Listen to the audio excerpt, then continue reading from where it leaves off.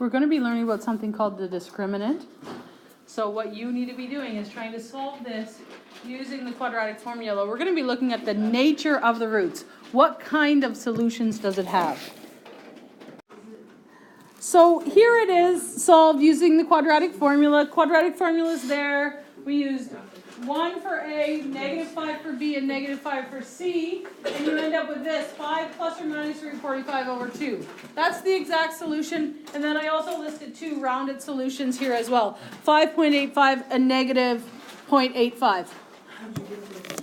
How did I get those? Just in my calculator, I went bracket, 5 plus root 45. Close the bracket, divide by 2. And then I did the same thing with 5 minus root 45. Divide by 2. So how does that relate to the solutions graphically?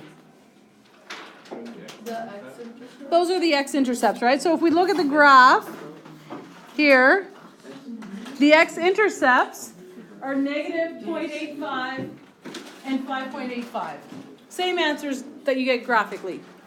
This is what will commonly happen when you're solving a quadratic. You'll end up with 2 solutions like that. But we did talk about the possibility of there not being 2 solutions.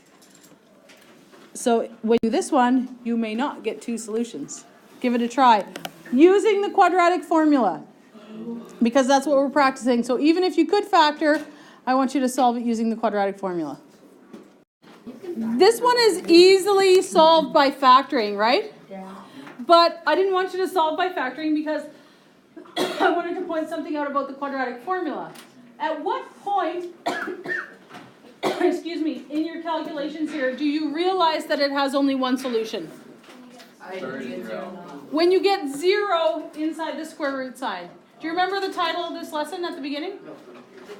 The discriminant.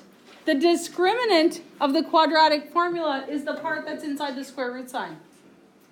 That's the part that you're going to use to determine whether you have 2 solutions or like this, 1 solution. We have one more to look at. This one, go ahead and solve that one, again, using the quadratic formula.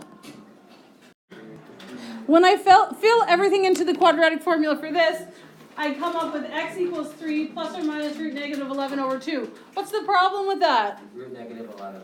Root -11. It does not exist, right? It's an imaginary number. This does not have real roots, or it does not have real solutions. So I actually need to finish this one by saying no solution. If you don't put no solution, will you get a mark off? Yes. You need to recognize that when that number is negative inside the square root sign, there is no solution. When it's negative inside, there's no solution. So the graph of that one actually looks like this, where it never crosses the x-axis. The whole graph is above the x-axis. Again, though, which part of the quadratic formula allows you to say there's no solution? When do you realize that there's no solution? Negative inside. The negative inside. So again, it's the discriminant.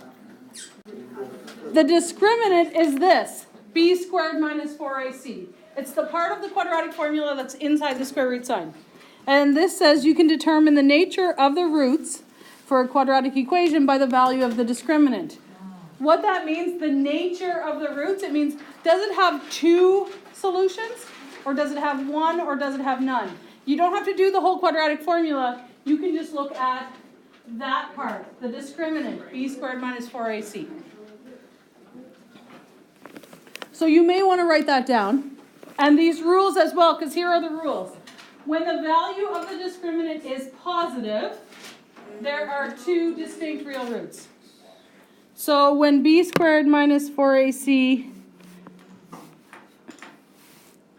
is greater than 0, when it's positive, greater than 0, that's when you have 2 distinct real roots, which means 2 solutions. But distinct real roots is another way to say it. 2 different answers. 2 x-intercepts. When the value of the discriminant is 0, there is 1 distinct real root, or 2 equal roots, sometimes we say. So 1 solution. When b squared minus 4ac equals 0. Because then it's the plus minus is just 0, so you're either adding 0 or subtracting 0, which is the same thing. So you only get 1 solution. And then when the value of the discriminant is negative, there are no real roots. B squared minus 4AC is less than 0. So if that works out to less than 0, there are no real roots.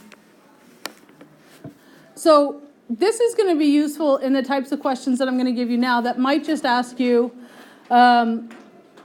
things like, how many solutions does this have? You don't have to go through the whole process of solving. You just have to solve that B squared minus 4AC, just that part.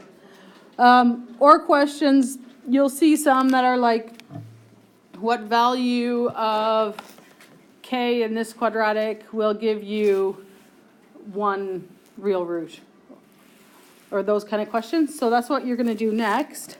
But it's all based on this.